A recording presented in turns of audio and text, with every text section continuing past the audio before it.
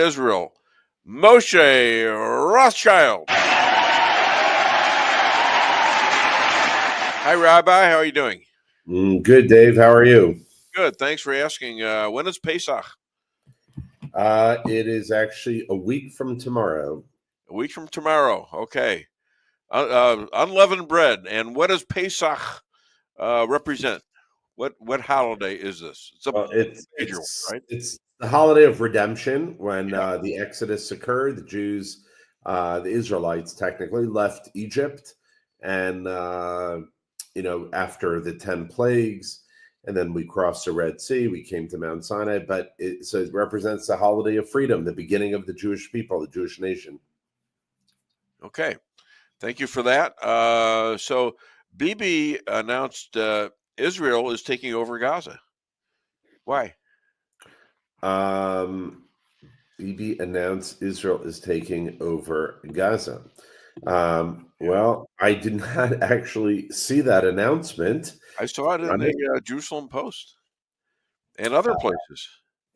Really? Well, what I think maybe what you're referring to is that as the Hamas is not releasing hostages, in response is that we're going to be slowly taking over more and more areas of Gaza, that the only thing that they seem to listen to is losing their land, till eventually there's either no Gaza left or they've released the hostages.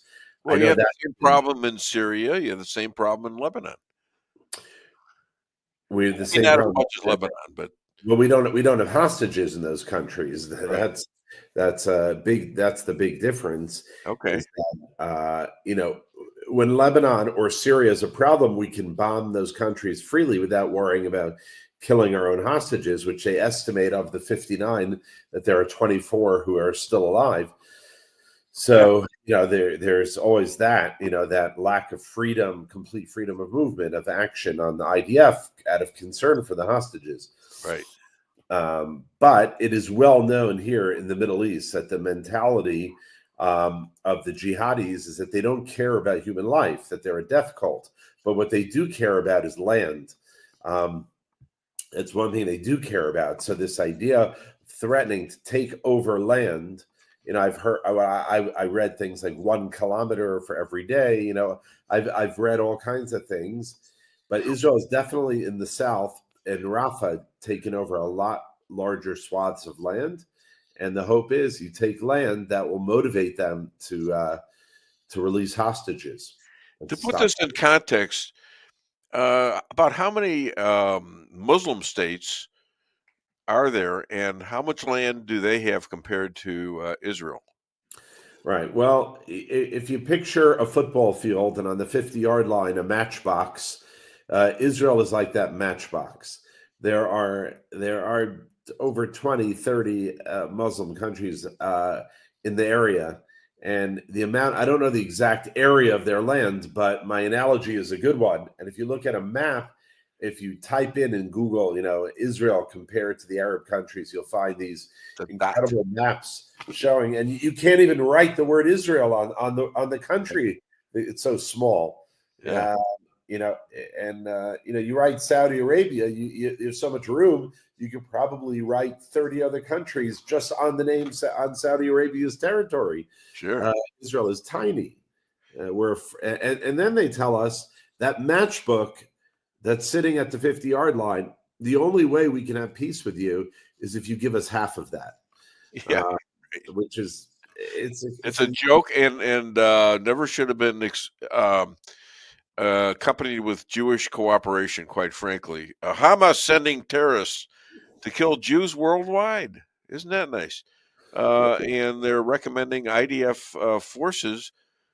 What I'm saying is, why don't we have IDF forces going after these thugs, no matter where they go, and none of us are safe? Well, because the international law is that you cannot operate with weapons in other countries unless you have permission of those countries. Now, if they have weapons in these countries, and these countries are not doing anything about it, then that sort of subverts that comment, doesn't it? I mean, it subverts that ability to protect yourself in another country. Right, but like for example, like the IDF can't send troops to Canada. They're not. They'll get arrested. They can't send Well, troops to countries without permission. I know. I know there are countries in Africa that actually hire Israeli security, former IDF soldiers, and they have to first get permission for them to hold weapons in those countries. Yes, Israel goes after them very. Uh, Covertly in yeah. covert operations, but you can't send like 100 IDF soldiers to Colombia Well, to. yeah. I'm not talking about full, Well, that would be great, though. That would be amazing. full and bigger armies. I'm talking about a organization that goes out and where these countries do not react to Jews getting killed, while you're getting the Jews the hell out of there and seeing another place, you go in and you find these guys and kill them and then get the hell out. What are they Right. going to do if they're not already protecting these Jews? Yeah, I mean, who's to say it's not happening covertly already? But Well, I I would would love. like to see that happen. I mean, I think it's important, and I think I would Jews. love to send, I would love to send IDF soldiers to Colombia to the campus there. Okay, well, they are really. They're sending out these. Now Trump has taken care of that by making sure these universities don't have money from the government. $400 million Yeah, is threatened to be taken away from Columbia College, and you can't wear masks anymore, and they have police that will arrest you. right, And so that's a big step. So now Columbia, guess what? It's like a tariff. They're cooperating. right, exactly. Okay, Uh, fine. You can do it's it a that way. little But if you right. were doing it the way Biden was doing it, which is kissing the terrorist arses as Jews were being locked out of school and beat up, that was leading into killing Jews right away. Right.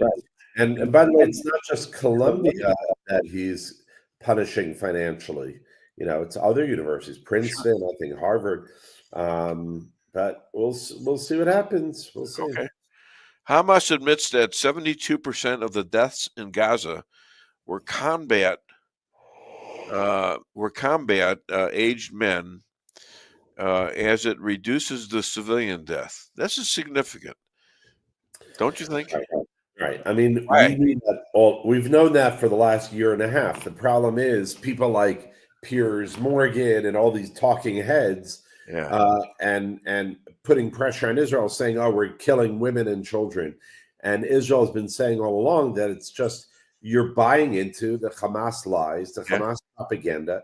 You're listening to the statistics coming out of the mouths of terrorists, and finally, now at this point where the cat has already been let out of the bag, and Israel the lie is so far ahead of the truth Yeah. that I'm not sure it's going to make a difference. No Well, it one's. sounds like me like Hamas is that's a bargaining. That's a bargaining thing right there. And Yeah, why they give out the hostages? Have you talked to your friend Ron Dermer? I haven't spoken to him, but the truth is, Dave, I don't know why Hamas would change those figures. It was working in their favor. The Well, that's lies what were I'm working in getting their at. Maybe favor. I'm saying maybe there's been something happen that has made them do this in a coordinated effort to get the war over. I guess it's possible. I don't know. I mean, you never know. There's so much chess being played that you can't always predict. Yeah. What's the moves today? What are the moves down the road? Well, it's all of this stuff is based on balance and a balance of retaliation. In my thoughts, that if they're going to stick it to you, you got to stick it to them back a lot worse. You have Australia now. It's telling people it's our duty to make Jews uncomfortable. First, you have them make them uncomfortable. The Germans didn't kill them right off the bat; they made them uncomfortable. Right. They smashed their stores and things like that, and pushed them around a little bit, but they didn't do it right away. But it led into it, led Yeah. into the Holocaust. Yeah. So it's a tough battle to be a Jew and not have anybody back you from the state that is the only Jewish state in the world.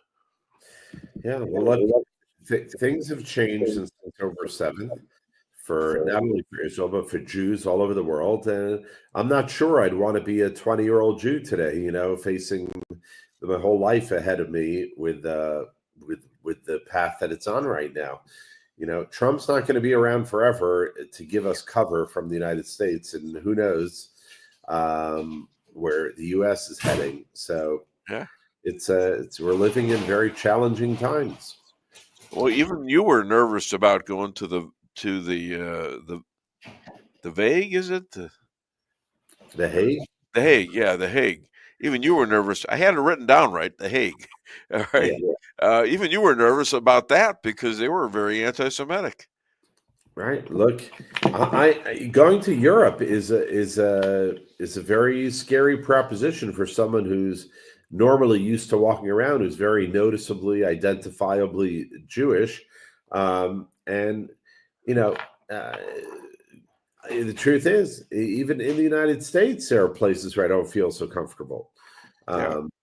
So, Well, Switzerland, the keeper of Nazi jewelry and gold teeth out of Jews, and then murdered in the Holocaust, reached an unprecedented level of anti-Semitism in 2024. Why? Didn't they get enough Jewish goodies? Well, I guess once you whet your appetite for riches and etc., there's no putting that. There's no putting that back into the bag. Yeah. So, everyone wants a piece of the pie. And Egypt is willing to. Well, here's somebody that seems to be cooperating. Egypt is willing to temporarily take 500,000 Gazans in. Right. On the one hand, yeah, that's a good thing. However, Egypt's been violating our peace treaty and building up troops in the Sinai Desert. So the United States, as a signatory on that peace treaty, is really responsible to guarantee the treaty. And so Israel has lodged a complaint with the U.S. about this buildup. So on the one hand, yeah, that's a good thing. If they take 500,000 Gazans, fantastic. But this buildup is very worrisome of the Egyptian troops there. Sure. The Gazans are taking on Hamas, it appears, and they're blowing back on Hamas. That's after electing them, 5 or 6 different times. They've had Hamas in charge since 2005. Is that correct? 20 years of this. Yeah. And they haven't done a damn thing about it.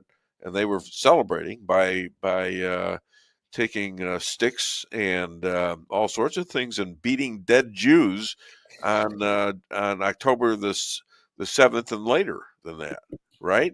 These are the same people that put these people in power. Look, now they're crying to Hamas to stop. Look, I don't think that these protests in Gaza against Hamas are so significant in the sense that it's not like they've suddenly turned around and say, "Hey, we love Israel. We want to get rid of Hamas." They just want to get rid of the pain and get rid of Hamas and replace them with other Israel haters who aren't necessarily going to do an October 7th, but they're not saying we want to live in peace with Israel. They're just getting punched in the face over and over. So they say, hey, we want to get rid of that. Some people are even reporting that this is all a Hamas ploy, that Hamas is behind it in order to get Israel to stop. Well, nothing's going to stop Israel, not even the United States or anyone, unless all the hostages are given back.